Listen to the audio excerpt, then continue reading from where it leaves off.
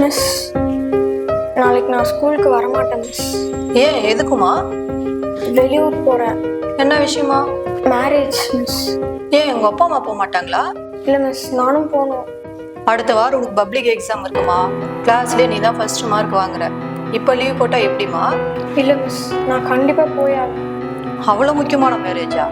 யாருக்குமா? எனக்கு தான் மிஸ். உனக்கா? என்னம்மா சொல்ற? ஆமாம் மிஸ், எங்கள் அப்பா தான் சொன்னார். இதுக்கப்புறம் நான் ஸ்கூலுக்கு வருவேனோ மாட்டேனோ எனக்கு தெரியல மிஸ். சரிம்மா, நீ வீட்டுக்கு கிளம்பு. Okay miss.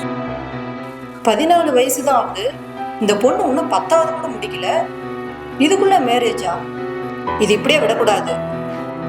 உடனே 1098 கால் பண்ணி இன்ஃபார்ம் பண்ணிடணும்.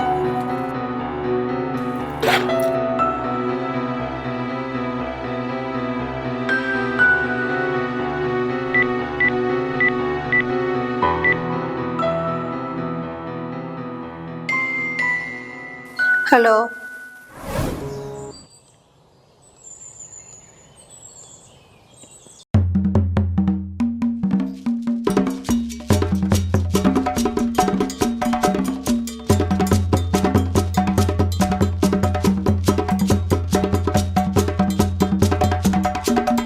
திவ்யா, திவ்யா, திவ்யா. யார் பண்ணீங்களா? என்ன வேணும் உங்களுக்கு? நான் திவ்யாவுடைய கிளாஸ் டீச்சர். அவளை கூப்பிடுங்க, நான் பார்க்கணும்.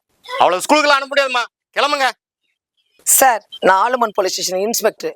உங்க பொண்ணுக்கு 18 வயசு முடியாம கல்யாணம் பண்றதா தகவல் வந்திருக்கு. உங்க பொண்ணை விசாரிக்கணும். கூப்பிடுங்க, கூப்பிடுங்க சார். திவ்யா, திவ்யா.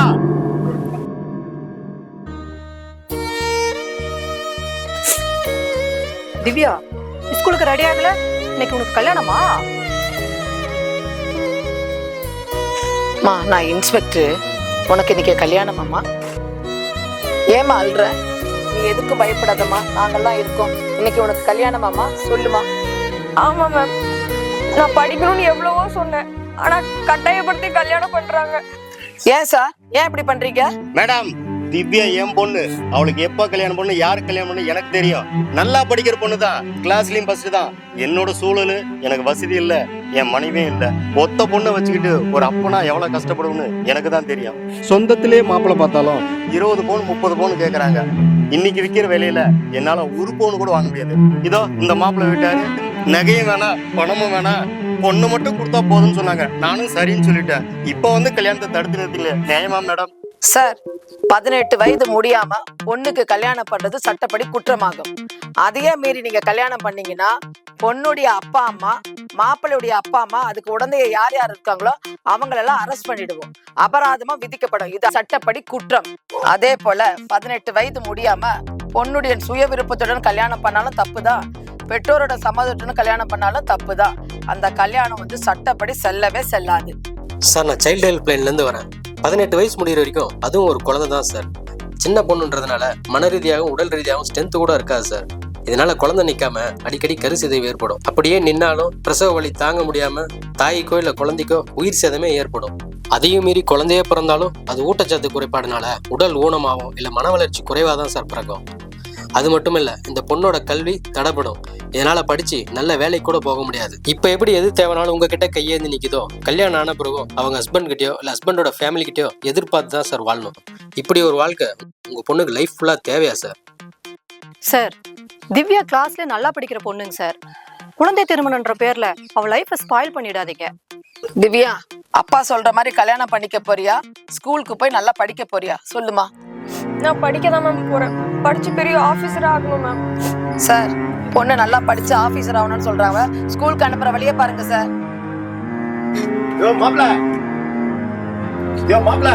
இன்னும் என்ன பண்ற? முகத்துக்கு டைம் ஆகல, கிளம்பியா போலாம். அட, உங்களையும் தான், ஏன் நிக்கிறீங்க? வாங்க போலாம். ஓ, உங்க மாதிரி சொந்தக்காரால தான் என் பொண்ணோட வாழ்க்கையை கெடுக்குன்னு நினைச்சியா? கல்யாணம் எல்லாம் ஒண்ணும் இல்ல, போங்கயா போலாம். மேடம், என் தப்பு உணர்ந்துட்டு மேடம். திவ்யா ஸ்கூலுக்கு அனுப்பிச்சு நல்லா படிக்க வைக்கிறேன் மேடம். அப்பா,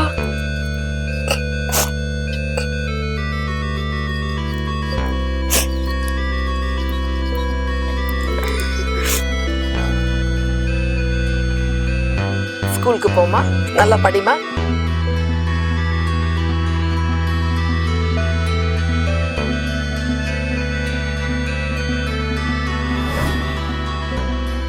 திவ்யா மீண்டும் பள்ளிக்கு சென்று நன்றாக படிக்கத் தொடங்கினாள்.